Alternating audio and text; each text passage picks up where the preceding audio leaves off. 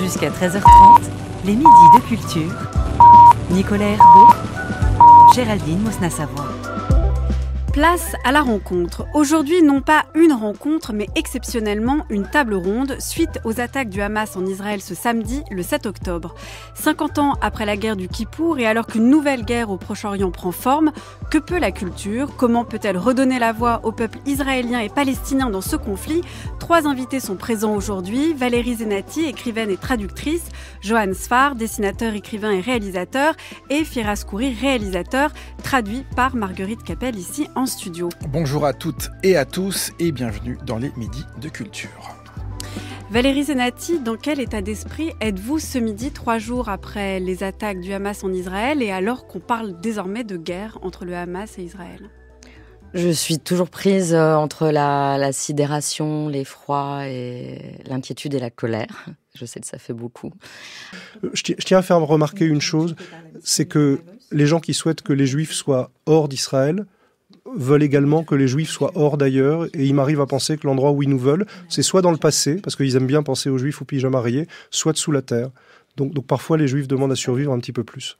Mais ce que vous avez dit, Johan Sfar, sur le fait que la jeunesse, une certaine jeunesse qui pouvait défendre la Palestine, se fourvoyait complètement sur ce qui se passait là-bas.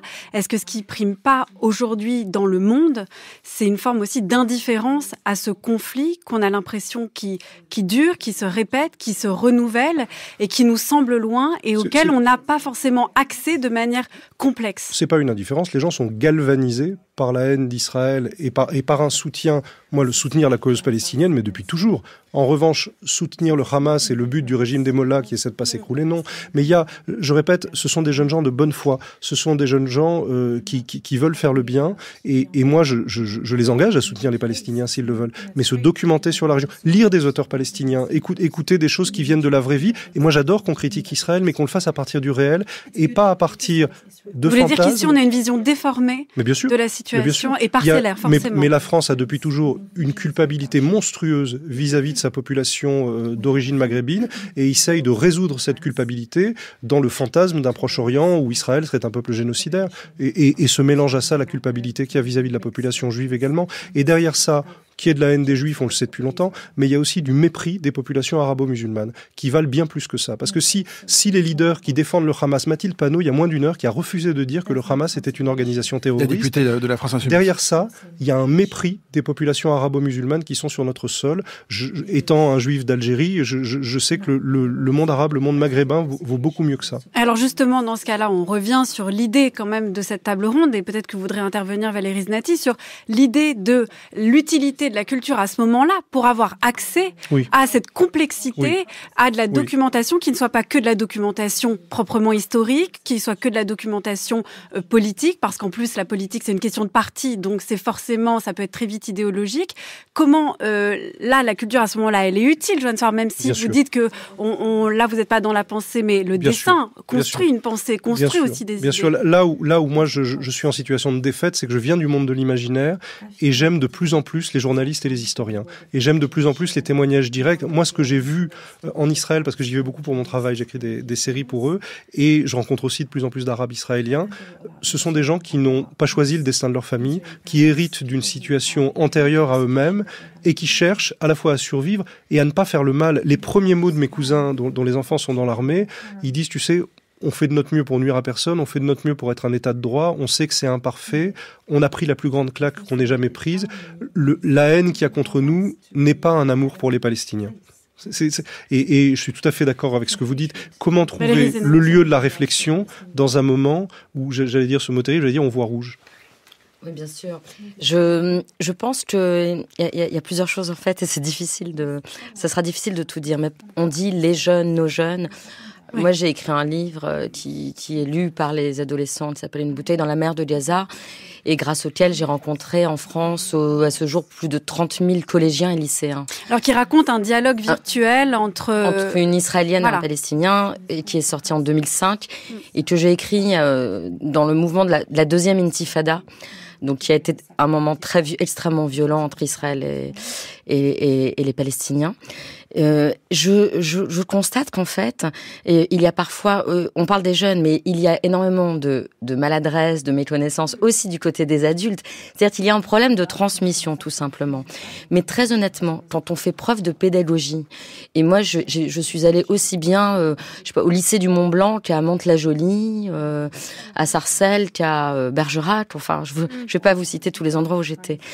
Je vous assure, parce que je l'ai vécu, que quand on fait preuve de pédagogie, on obtient de vrais résultats. Parce que ces jeunes gens dont Johannes Farr disait, ils sont souvent de bonne foi, ils ont cet élan qui le considèrent comme humaniste, mais parfois il suffit de leur dire quelque chose de très simple concernant les répercussions qui peuvent avoir lieu ici et la haine qui peut s'exprimer parfois.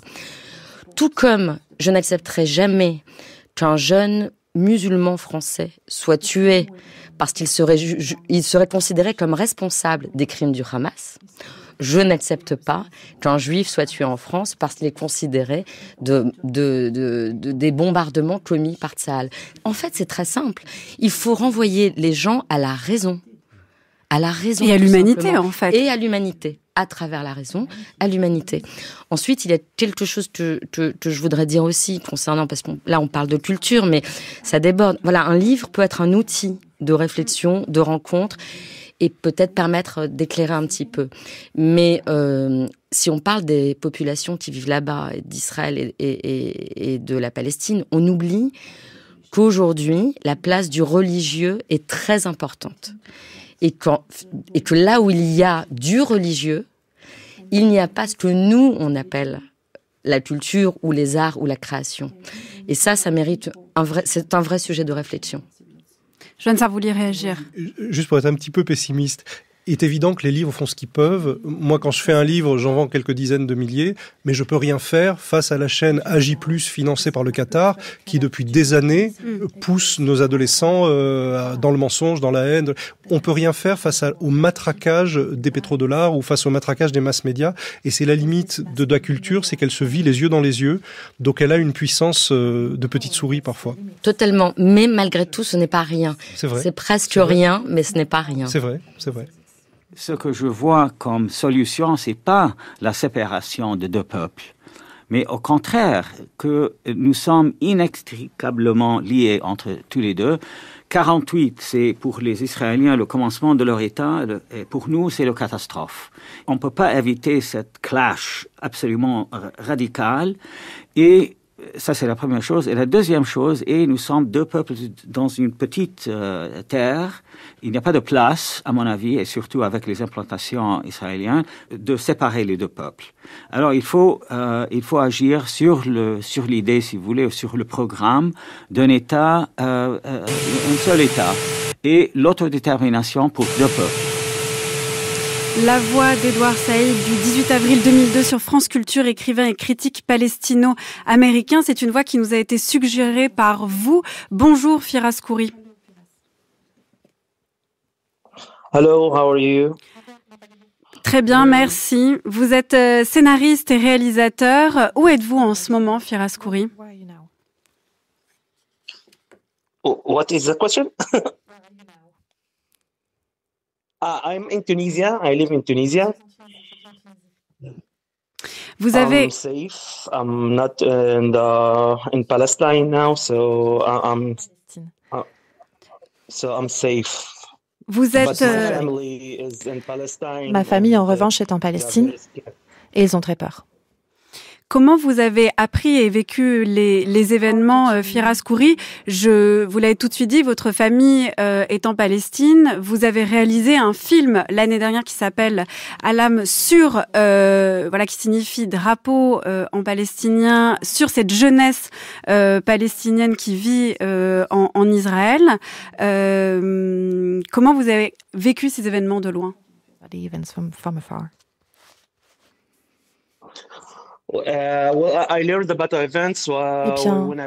j'ai appris les événements quand je me suis réveillée. Donc j'ai été pris par surprise. Personne ne s'attendait à ça. Mais vous savez, à Gaza, on a une population de réfugiés. C'est quelque chose dont personne ne parle. Ils sont originaires d'Israël. Ils ont été expulsés de leur village en direction de la bande de Gaza pour la construction de l'État d'Israël, que la France soutient quotidiennement. Donc je n'ai pas envie de parler du Hamas qui est un effet secondaire. On a tenté la résistance laïque par le passé. Et on nous a aussi traités de terroristes. On dira toujours que nous sommes des terroristes. Gaza est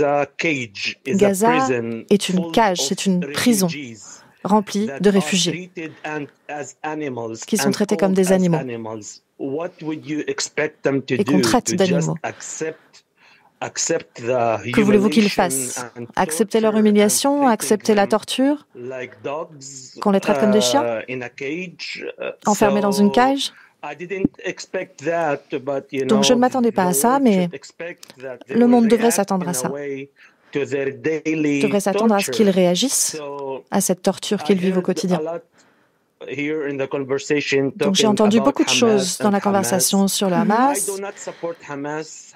Je ne soutiens pas le Hamas. Le Hamas ne me représente pas. En fait, je suis chrétien. Donc je ne peux évidemment pas appartenir à cette organisation islamiste. Mais que peut-on attendre d'une population qui est ainsi humiliée et bombardée? Et à chaque fois qu'ils disent qu'ils n'acceptent pas cette situation, on leur tire dessus. Avant cette attaque récente, chaque année, les habitants de Gaza allaient à la frontière pour manifester pacifiquement, pour protester contre l'occupation perpétuelle et les bombardements perpétuels, et on leur tirait dessus. Ils manifestaient pacifiquement et on leur tirait dessus à la frontière. Donc le monde devrait s'attendre à ce que Gaza réagisse. Comme je le disais, c'est une population de réfugiés.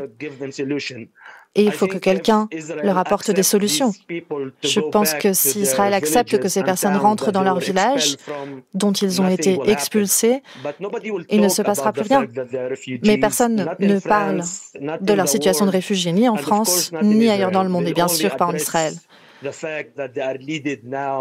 On ne parle toujours que du fait qu'ils sont aujourd'hui dirigés par un groupe islamiste comme si c'était Al-Qaïda ou Daesh. Mais dans votre film, Faris Khoury, vous parlez de cette situation-là. Dans votre film Alam, vous parlez de cette jeunesse qui vit de manière réfugiée et qui, même si tente d'avoir une jeunesse ordinaire, normale, on va dire, où on les voit aller au lycée, s'engueuler avec leurs parents, fumer des joints, ont une conscience politique. Et d'ailleurs, tout le sujet du film est autour de ce drapeau palestinien qui vient remplacer celui d'Israël.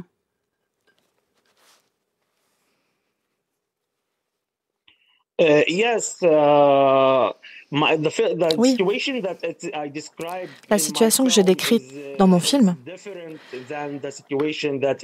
est différente de celle de la bande de Gaza. Gaza,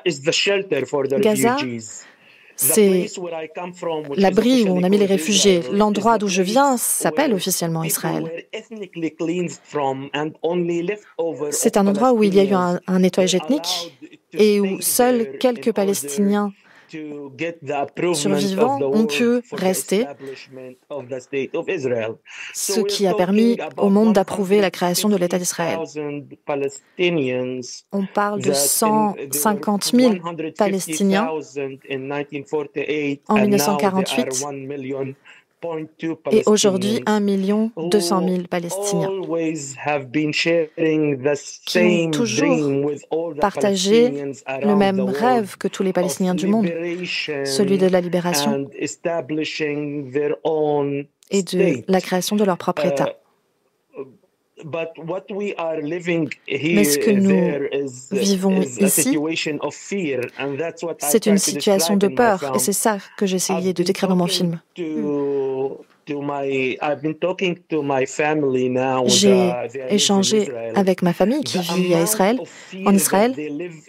La peur, le niveau de peur dans lequel ils sont, de dire quoi que ce soit contre l'État d'Israël, ça ne peut que faire penser à 1984 de George Orwell. Je n'ai pas le droit d'exprimer mes opinions. Sinon, mes frères vont me boycotter parce qu'ils craignent que l'État d'Israël les arrête et les mette en prison. Parce qu'ils sympathiseraient avec la cause des personnes qui sont à Gaza. Donc vous voyez d'où je parle, d'où je viens, et c'est ça que j'essaie de décrire dans mon film. Vous avez demandé, Faris Khoury, à ce qu'on entende la voix d'Edouard Saïd. Je l'ai présenté, je le représente. C'est une archive de 2002. Il est écrivain, critique palestino-américain. C'est une des grandes voix de la cause palestinienne. Dans cette archive, c'est pas n'importe quelle archive, hein. Il dit qu'il y a quand même un trait d'union entre les Palestiniens et les Israéliens. Il y a la date de 1948 qui signifie deux choses pour ces deux peuples, l'indépendance d'Israël ou alors la Nakba, la catastrophe, mais c'est aussi un territoire commun et très petit. Est-ce que vous comprenez que, vous venez de dire que vous comprenez, Faris Khoury, ce qui se passe là-bas, est-ce que vous pensez que ça peut changer, que un film comme le vôtre, que la voix d'Edouard Saïd peut permettre d'établir un dialogue commun? Edouard Saïd can create a conversation. Eh bien, c'est pas un dialogue dont nous avons besoin. La seule chose que la France doit faire et que le monde doit faire, c'est dire il faut mettre un terme à l'occupation. Il n'y a pas. Il faut simplement, en fait, mettre fin à l'occupation. Le problème, c'est l'idée qu'on ait pu construire un État juif en Palestine.